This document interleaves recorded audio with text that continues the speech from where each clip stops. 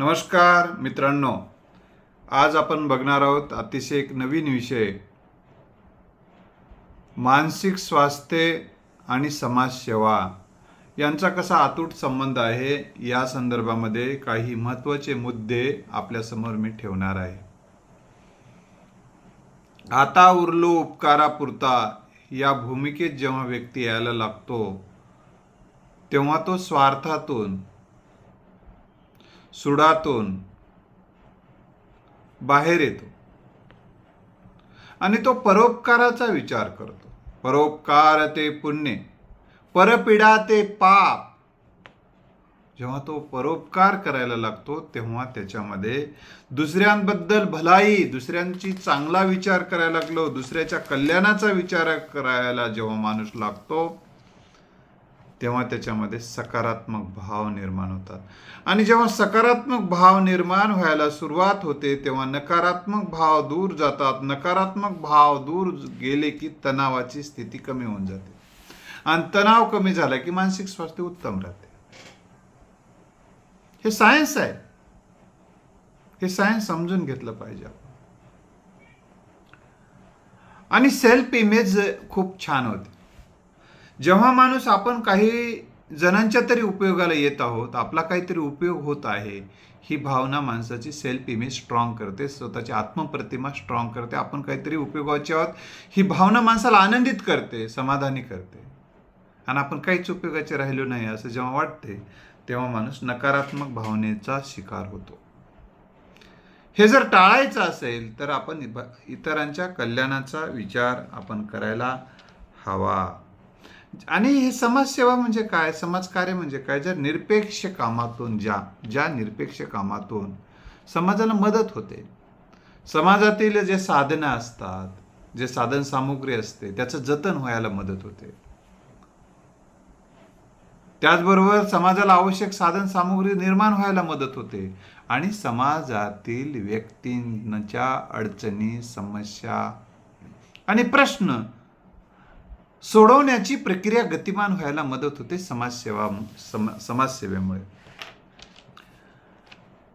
आणि यामुळे समाजामध्ये एक प्रकारचं सकारात्मक वातावरण तयार होते, एकमेकांचा अविश्वास दूर होतो आणि समाजामध्ये चांगुलपणा वाढायला मदत होतो. आणि जेव्हा समाजामध्ये चांगुलपणा निर्माण होतो, चांगुलपणा वाढायला लागतो तेव्हा त्या समाजामध्ये वावरायला, त्या समाजामध्ये जगायला माणसाला आवडते. ज्या नगरमधले, ज्या गावामधले माणसं एकमेकाला सपोर्ट करतात, एकमेकाच्या सुखामध्ये धावून जातात, एकमेकाला मदत करतात, आय विथ यू म्हणतात, मी तुझ्यासोबत आहे, काळजी करू नको, भिवू नको, मी तुझ्या पाठीशी आहे, अशी भावना जिथं विकसित होते तिथं माणसाला भावनिक सपोर्ट मिळतो. आणि भयभीत होण्याचं काहीच कारण नाही. आपण आपल्यासोबत इतकी माणसं आहेत, ही भावना माणसाला भयापासून दूर ठेवते. आणि जेव्हा माणूस भयभीत होतो तेव्हा त्याचा आत्मविश्वास डळमळीत होऊन जातो, कमी होऊन जातो आणि असा माणूस कधी कधी एकलकोंडाही होऊन जातो आणि तो समाजाच्या समोर येण्याची लायकीच गमावून बसतो. लक्षात आलं. म्हणून समाजसेवा, जेव्हा आपण एखाद्या निरपेक्ष भावनेनं काम करायला लागतो तेव्हा लोकांच्या शुभेच्छा आपल्यासोबत राहतात. वा, छान काम चाललंय बरं का सर, मस्त काम चांगलं करायला तुम्ही, म्हणजे तुमच्याकडे सकारात्मक मेसेज यायला लागतात. आणि ह्या सकारात्मक मेसेजमुळे तुम्हाला आनंद वाटायला लागतो, उत्साह वाटायला लागतो, तुमचं कौतुक व्हायला लागते, तुमचं अभिनंदन व्हायला लागते, तुमच्याकडे लोक चांगल्या नजरेनं बघायला लागतात आणि मग तुम्हाला सातत्याने आतून एक प्रकारची खुशी तयार होते, एक प्रकारचा आनंद मनामध्ये जो आहे तोच अधिक उत्कटतेने बाहेर पडायला सुरुवात होतो. आणि माणसाचा मग आत्मविश्वास वाढतो, नेतृत्व कौशल्य वाढते, संघटन कौशल्य वाढते, लोक तुमच्यासोबत चांगल्या विचाराची, लोक समाजसेवा करावी ही भावना चांगल्या विचाराचीच निर्मिती आहे. आणि मग चांगल्या विचाराची माणसं तुमच्यासोबत जोडल्या जातात. आणि चांगल्या विचाराची माणसं ही कौतुक करतात, प्रेरणा देतात, प्रोत्साहन देतात, आदर करतात. आणि ही गोष्ट माणसाच्या मानसिक अवस्था उत्तम करण्याला, सकारात्मक मानसिकता तयार करायला मदत होते. जेव्हा माणसाची सकारात्मक मानसिकता तयार होते तेव्हा मग त्याची रोग प्रतिकार क्षमता वाढते. तणावाचं तर प्रमाण कमी होणं जाते, मग रोग प्रतिकार क्षमता वाढते. मग रोगच जवळ येत नाही, म्हणजे शारीरिक आरोग्य सुद्धा उत्तम राहायला मदत होते. शांत झोप लागते. आपल्यासोबत एवढी माणसं आहेत, आपण इतक्या लोकांच्या उपयोगाला येत आहोत, ही भावना माणसाला अतिशय आनंदित करते. ज्या दिवशी तुम्ही समाजसेवा करून बघा, एखाद्या दिवशी रक्तदान करून बघा, एखाद्या दिवशी वृक्ष लावून बघा. मी आता अनेक ठिकाणी वृक्ष लावत असतो, लोकांना ग्रंथ देत असतो, लोकांना समाजातल्या विद्यार्थ्यांना गायडन्स करत असतो. आणि त्यांच्याकडून खूप मेसेज येत राहतात. सर, तुमचा हा व्हिडिओ ऐकला, खूप छान वाटते. सर, त्या दिवशी झाड लावलं, खूप चांगलं केलं बरं का. सध्या तापमान खूप वाढलं आहे, झाडांची आवश्यकता आहे बरं का. खूप चांगलं पवित्र काम हाती घेतलं आहे. ग्रंथ देत आहे सर, अनेकाच्या जीवनामध्ये खूप चांगला बदल होत आहे. एका व्यक्तीनं तर माझा यशाचा राजमार्ग बद्दल अशी प्रतिक्रिया दिली की ही माझ्या देवाऱ्यामध्ये मी पुस्तक ठेवलेलं आहे. पोथी थोडी वाचल्यानंतर मी ते दररोज एक अध्याय वाचतो असतो मनाला. आणि आमच्या घरातले सगळे त्या ग्रंथाला नमस्कार करून वाचतात. एवढी आदराची भावना त्यांनी माझ्याबद्दल व्यक्त केली. ते मला बरं वाटलं. कोणाला हे ऐकून बरं वाटेल न वाटेल हा भाग वेगळा, पण मला आनंद झाला की माणसाला खूप छान वाटायला लागते. मित्रो, जेव्हा आपल्याकडून समस्या सुटतात, समाजाच्या प्रश्न सुटतात, अडचणी सुटण्यास मदत होते, तेव्हा आपला काहीतरी उपयोग होतो आहे. यामुळे आपले एक नेतृत्व म्हणून आपण पुढे यायला लागतो. समाजामध्ये मान सन्मान वाढायला लागतो तुमचा. आणि लोक मग तुम्हाला कुठल्याही कामासाठी, कुठला सल्ला घ्यायसाठी तुमच्याकडे यायला लागतात. कुठलेही काम पडलं की लोक तुमच्याकडे यायला लागतात. आणि मग तुमचे एक समाजामध्ये चांगलं स्थान निर्माण व्हायला मदत होते तुमची. आणि जेव्हा माणूस इतरांचा विचार करायला लागतो, इतरांच्या कल्याणाचा विचार करायला लागतो, तो चांगला विचार करायला लागतो, सकारात्मक विचार करायला लागतो, उदात्त विचार करायला लागतो, त्यामुळे त्यांची वैचारिक पातळी वाढते, वैचारिक लेवल वाढते आणि वैचारिक उंची वाढते. आणि लोक तुम्हाला वैचारिक उंचीचं व्यक्तिमत्व म्हणून ओळखतात. लक्षात आलं का? आणि नकारात्मक विचार कमी होऊन जातात मग तुमचे, जे की तुम्हाला मानसिकदृष्ट्या डिस्टर्ब करतात, सातत्यानं तुम्हाला तणाव निर्माण करतात. ते नकारात्मक विचार देखील कमी होऊन जातात तुमच्यामध्ये. जेव्हा आपण इतरांच्या कल्याणाचा विचार करतो, इतरांच्या भल्याचा विचार करतो, तेव्हा त्यांच्याविषयी एक प्रेम निर्माण होते, त्यांच्याविषयी एक करुणा निर्माण होते, दया निर्माण होते, त्यागाची भावना, त्यांच्यासाठी काहीतरी करावं ही त्यागाची भावना निर्माण होते. आणि मग हे त्याग असेल, प्रेम असेल, दया असेल, ह्या सकारात्मक भावना आहेत. आणि मग कधी कधी काय होतं, मग काही लोक चुकीचं वागतात, चुकीचं बोलतात, तरी आपल्याला वाटतंय की चालत राहते. आपला हेतू समाजाकडून मान सन्मान मिळवणे हा नाही आहे. समाजाकडून काही घेणं हा आपला उद्देश नाही आहे. समाजाला काही देणं हा उद्देश आहे. मग कधी चुकलं तरी आपल्या मनामध्ये क्षमाभाव तयार होतो त्याच्याबद्दल. आपण मग ते विसरून जातो आणि क्षमा करून टाकतो. आणि त्यामुळे जे सुडानं पेटणारं मन समाधानानं तृप्त होते. आपण इतरांना माफ करू शकलो म्हणजे आपल्यामध्ये ती पण क्वालिटी तयार झालेली आहे आता. ही भावना देखील माणसाला खूप आनंदित करत असते मित्रांनो. लक्षात आलं? आणि तुम्ही जेव्हा जेव्हा रस्त्यानं पण जायला लागता तुम्ही, अरे ते सर, अरे ते अमुक खूप छान काम करतात, खूप छान बोलतात, खूप छान उपक्रम राबवतात, अशा पद्धतीनं तुमच्याविषयी एक चांगली भाव तयार होते. आणि काही गावावरून वळून टाकलेले जरी तुमच्या विरोधात काही बोलू लागले तरी तुमच्या कामाची, तुमच्या विचाराची, तुमच्या स्वभावाची जी गुणात्मकता लक्षात आलेले लोक त्या गावावरून वळून टाकलेल्या लोकांना म्हणतात, अरे तुझी लायकी काय आहे, तुझ्या लायकीप्रमाणे तर वागावं बोलावं, म्हणून त्याला त्याच्या थोबाडीत मारतात. म्हणजे सांगायचा हेतू हा आहे की तुमच्या सोबत आणि तुमच्या पाठीमागं देखील एक सपोर्टिंग सिस्टीम निर्माण होण्याचं काम ह्या समाजसेवेच्या माध्यमातून होते. आणि हे समाजसेवेच्या माध्यमातून मग तुम्हाला एक सहन करण्याची क्षमता देखील यायला लागते. कारण तुम्ही जेव्हा मग चांगल्या विचाराकडे वळता, मग संतांचे विचार ऐकता, संतांचे विचार वाचता, संतांचं चरित्र वाचता, महापुरुषांचं चरित्र वाचता, त्यांनी केलेले संघर्ष आठवतात. मग तुम्हाला त्यांनी संघर्षावर कसे मात केली आठवतात. मग त्यांचं जे स्थान आज जगामध्ये निर्माण झालेलं आहे, जनाच्या इतिहासाच्या पानापानात आणि लोकांच्या मनामनात या समाजसेवा करणाऱ्या महापुरुषांचं स्थान निर्माण झालेलं आहे. त्यामुळं विष प्राशन केल्याशिवाय महादेव होता येत नाही. महादेवाने विष प्राशन केलं असा विचार तुमच्या मनामध्ये निर्माण होतो. निंदेचं, उपेक्षेचं, टीकेचं, विरोधाचं विष प्राशन करणं हा समाजसेवेच्या कार्यातला एक अविभाज्य स्टेशन आहे, अविभाज्य भाग आहे. असं जेव्हा तुमच्या लक्षात यायला लागते तेव्हा त्याचं तुम्हाला काहीच वाटत नाही. मग तुम्हाला आठवायला लागतात ज्ञानेश्वर महाराजांना जसा या समाजातल्या काही विकृतींनी जे अपमानित केलं होतं, त्यांची निंदा नालस्ती केली होती, त्यांना जगण्यालायक वातावरण ठेवलेलं नव्हतं. अशा एका दिवशी मग ज्ञानेश्वर महाराज वैतागतात आणि आपली झोपडी त्याच्या झोपाटा लावून म्हणजे ताटी लावून बसतात. तेव्हा मग मुक्ताई त्यांना सांगतात, संत मुक्ताई तेव्हा त्यांना सांगतात, संत ज्ञानेश्वर महाराजांना सांगतात, तुम्ही तरुणी जगतारा ताठी उघडा ज्ञानेश्वरा, जग झाले व नाही संत जन व्हावे पाणे.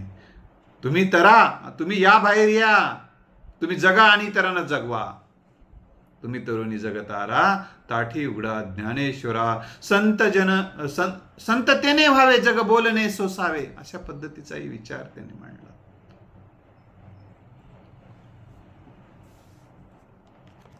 आणि जे का रंजले गांजले त्यासी म्हणे जो आपुले, तोची साधू ओळखावा देव तेतेचे जाणावा.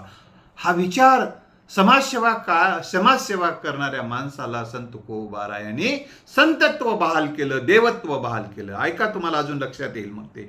जे का रंजले गांजले त्यासी म्हणे जो आपुले, तोची साधू ओळखावा देव तेतेची जाणावा. रंजल्या गांजल्या माणसाची सेवा करणाऱ्यांना कोण संतत्व बहाल केलंय, कोण देवत्व बहाल केले? जगद्गुरु संत तुकाराम महाराजांनी बहाल केलेला आहे, कोणी साध्या सुद्यांनी नाही. ते तीर्थी धोंडा पाणी देव रोकडा सज्जनी. तीर्थात धोंड्यात देव नाही. तुकाराम महाराजांनी स्पष्ट सांगितले, हे समाजसेवा करणाऱ्या सज्जनांच्या ठिकाणी देव आहे, तो देव पहा. असा विचार त्यांनी मांडला. जगाच्या कल्याणा संतांच्या विभूती, देहे कष्ट भीती परोपकारे. हे संत काय करतात माहिती आहे काय? हे समाजसेवा करणारी माणसं काय करतात माहिती आहे काय? आपला देह, आपलं तन, आपलं मन, आपलं धन काही का प्रमाणात असे ना समाजाच्या साठी त्याचं योगदान देतात. आणि म्हणून हे संताच्या विभूती, ही भूती व्यक्तिमत्व परोपकारासाठी जगतात, परोपकार करतात. आणि यामुळे एक प्रकारचं तुमच्याकडे गुरुत्व यायला लागते, मग संतत्व यायला लागते, मग तुमच्याकडे एक नेतृत्व यायला लागते. आणि ही गोष्ट तुमच्या घराण्याचं वैभव वाढवणारी, तुमच्या गावाचं वैभव वाढवणारी ठरते. यावर तुमच्या सोबत राहणाऱ्यांचा विकास व्हायला सुरुवात होतो. हे सगळं मित्र, आणि ही आपल्यामुळे एक सकारात्मक बदल होत आहे, आपल्यामुळे एक चांगला बदल घडत आहे. आपल्या ह्या चांगल्या कामामुळे काही गोष्टी दिसत आहेत. तुम्ही लावलेलं झाड पाहून तुम्हाला आनंद होतो, तुम्हाला एखादं चांगलं काम केलेलं पाहून तुम्हाला आनंद होतो, एखाद्याला रक्तदान दिले तुम्ही आणि त्याचा जीव वाचलाय ते पाहून आनंद वाटते. माझा रक्तामुळे या व्यक्तीचा जीव वाचला, एक प्रकारचं समाधान वाटते. मित्र, काही जण नेत्रदान करतात, हे समाजसेवेचाच एक भाग आहे. समाजासाठी त्यागाचाच एक भाग आहे. मरणोत्तर नेत्रदान, मरणोत्तर आपले अवयव दान करतात आणि त्यांना माहीत असते मी मेल्यानंतरही जिवंत राहणार आहे डोळ्याच्या रूपानं, वेगवेगळ्या अवयवाच्या निमित्तानं मी जिवंत राहणार आहे. ही भावना देखील माणसांमध्ये एक आनंदायी ठरत असते आणि त्यामुळं अनेक जण अवयवदान सुद्धा करतात. प्रत्येक जण, कुणी अन्नदान करते, कुणी वस्त्रदान करते, कुणी धनदान करते, कुणी समयदान करते. समयदान करणं म्हणजे काय, तर इतरांच्या कामासाठी वेळ देणं, त्याला समयदान म्हणतात. हे देखील समाजसेवेचाच भाग आहे. काही जण ज्ञानदान करतात. आपल्याला जे विधायक मार्गाला, समाजाचा आत्मविश्वास वाढवणारं, समाजाचे प्रश्न अडचणी समस्या सोडवणाऱ्या जे काही शहाणपण आपल्याकडे आहे, जे काही कौशल्य आपल्याकडे आहे, ते लोकांना प्रदान करतात. जे काही सकारात्मक विचार आहेत, सकारात्मक भावना कशा असतात, सकारात्मक विचार कसे असतात, सकारात्मक कल्पना कशा असतात, सकारात्मक कल्पना, सकारात्मक भावना, सकारात्मक विचाराची निर्मिती कशी करावी, हे जे शिकवतात, एक प्रकारचं हे ज्ञानदान करतात. हा ज्ञानदान सुद्धा समाजसेवाच आहे आणि ज्ञानदान हे श्रेष्ठ समाजसेवा मानली जाते. याचं कारण आहे, एखाद्याला आपण अन्न दिलं, आत्ता दिले की संध्याकाळी अजून भूक लागते, परंतु एखादा विचार दिला, ज्ञान दिलं, तर त्याचं आयुष्य बदलून जातं. म्हणजे याचा अर्थ ज्ञानदान श्रेष्ठ आहे याचा अर्थ ते अन्नदान कनिष्ठ आहे असं त्याचा अर्थ होत नाही. ते याची विस्तार मोठा आहे, एवढाच त्याचा अर्थ आहे. मित्रो, या समाजसेवेच्या कार्याकडे तुम्ही सकारात्मक दृष्टिकोनातून पहा. दगडाचा तर उपयोग होतो, आपण माणूस आहोत अशी माझी माय मला सांगायची. हा देखील समाजसेवेचाच एक विचार होता. आणि आता काही जणाला असं वाटू शकेल की सर आपल्याकडे काही नसेल तर काय द्यावं, पैसे नसतील तर वेळ देता येईल, वेळही नसेल तर जिथं जिथं आपण असू तिथं तिथं चांगला विधायक विचार देता येईल, जिथं जिथं स्वतः काही ना काही प्रमाणात थोडं मदत करता येईल. जे जे काही शक्य आहे ते इतरांना थोडं का असेना निरपेक्ष भावनेनं इतरांना देत जगणं हा समाजसेवेचा भाग आहे. समाजसेवा करायलासाठी फक्त घर सोडायचं, दार सोडायचं, भगवे वस्त्र धारण करायचं आणि समाजामध्ये भटकत हिंडायचं म्हणजे समाजसेवा नाही. लक्षात आलं का? समाजसेवा म्हणजे आपल्या कृती, उक्ती, स्वभावाने इतरांना सहकार्य करणं. हा, तुम्हाला जर पूर्ण वेळ द्यायचा असेल समाजकार्यामध्ये तर तुम्ही संसार सोडू शकता. लक्षात आलं? परंतु संसार सोडणं म्हणजे समाजातील माणसं सोडणं आहे ना. आपल्याला समाजातली माणसं सोडायची नाहीत, समाजाला घडवायचं आहे. जिथं आहात तिथं घडवायचं आहे तुम्हाला. आणि घडताना आणि घडवताना खूप काय भोगावं लागतं. कधी कधी भाकरीसारखं तव्यावर भाजावं लागतं. भाजलेलं बरं असतं, भट्टीतून निघाल्याशिवाय सोन्याला मोल नसतो. हा विचार अंगीकारूनच आपण या समाजकार्यामध्ये जे जे शक्य आहे तेवढं योगदान द्यावं. आणि प्रत्येक माणूस समाजसेवक आहे, लक्षात ठेवा. प्रत्येक माणूस इतरांना थोडी ना थोडी मदत करत असतो. आणि ही सगळी मदत जेव्हा तो निरपेक्ष भावनेनं करायला लागतो ती समाजसेवा असते. तेव्हा निरपेक्ष भावनेनं जेव्हा आपलं जे काही योगदान देतो ती समाजसेवा असते. आणि ही समाजसेवा, निरपेक्ष भावनेनं केलेली समाजसेवा माणसाला आनंद देते. अपेक्षेनं केली काय बाजार होतो मग आपल्या जगण्याचा. कारण आपल्याला कुणाला जरी अपेक्षेनं काही दिलं, देते की नाही की आपण करायला, परंतु त्यानं काय करते की नाही की परतफेड. आणि मग पुन्हा करणाच गेला, विसरून गेला की मग कसा राग संताप, असा गेलाय विसरून, आता सगळं विसरलाय, मग त्रागा होतो तुमचा, त्रागा. म्हणजे मुझे नींद नाय, मुझे चैन नाय, मुझे नींद नाय, असं होऊन जाते. मग त्यामुळे जे काही करायचं आहे ते निरपेक्षपणे करा. अपेक्षा काहीच ठेवू नका. त्याचं भलं हो एवढीच अपेक्षा, त्याला मदत हो एवढीच अपेक्षा करून मोकळे व्हा तुम्ही. व्यवहाराच्या पातळीवर ठीक आहे, मग व्यवहाराच्या पातळीवर कोणाला पैसे दिलात, पैसे परत यावं ही अपेक्षा असणारच आहे. हे व्यवहार झाला. समाजसेवा वेगळी आहे. व्यवहारामध्ये परतीची अपेक्षा असते, व्यवहारामध्ये नफ्याची अपेक्षा असते. लक्षात आलं? व्यवहारामध्ये पगाराची अपेक्षा असते, व्यवहारामध्ये मजुरीची अपेक्षा असते, व्यवहारामध्ये मानधनाची अपेक्षा असते. समाजसेवेमध्ये या कशाचीच अपेक्षा असत नाही. हा समाजसेवा आणि व्यवहारातला फरक आहे मित्रांनो.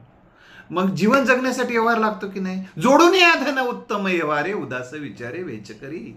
तुकाराम महाराजांनी सांगून ठेवलेलं आहे की बाबा तुम्हाला लागते.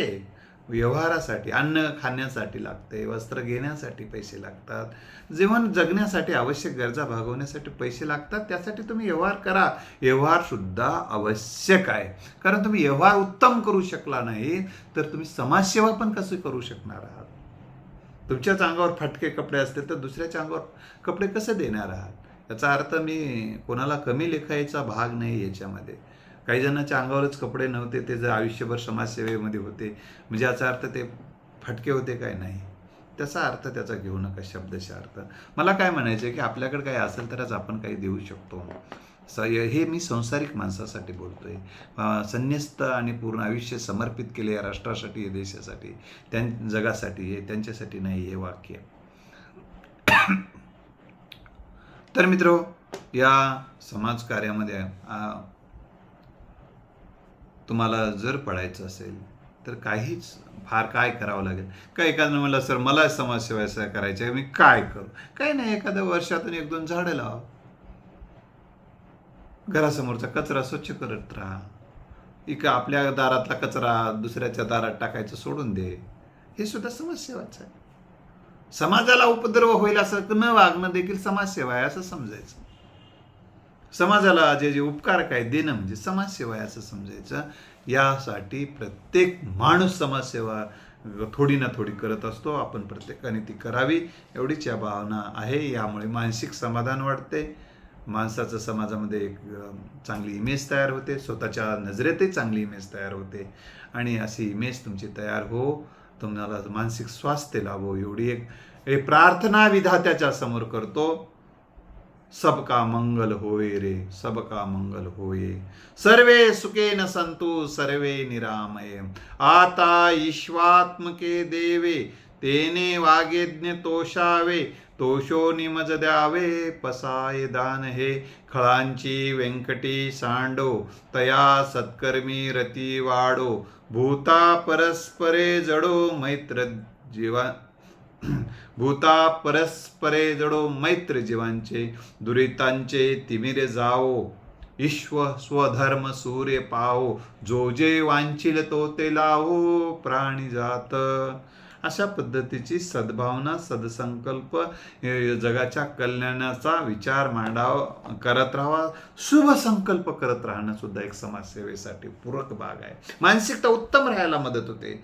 आणि समाजसेवेसाठी आवश्यक असणारी मानसिकता शुभ संकल्पामधून, शुभ विचारातून, शुभ भावनेतून, शुभ कल्पनेतून तयार व्हायला सुरुवात होते. कारण मानसिकता जोपर्यंत तयार होत नाही ते समाजसेवा ही एक प्रकारचं ओझं होऊन बसते. नाही तर त्यामुळं शुभ संकल्प, सबका भला होय रे ही भावना ही सातत्याने करा. किंवा वामनराव पै महाराजांची सुद्धा तुम्ही ईश्वर प्रार्थना म्हणत चला. त्यातूनही तुमची समाजसेवेसाठीची अनुकूल मानसिकता तयार व्हायला मदत होते.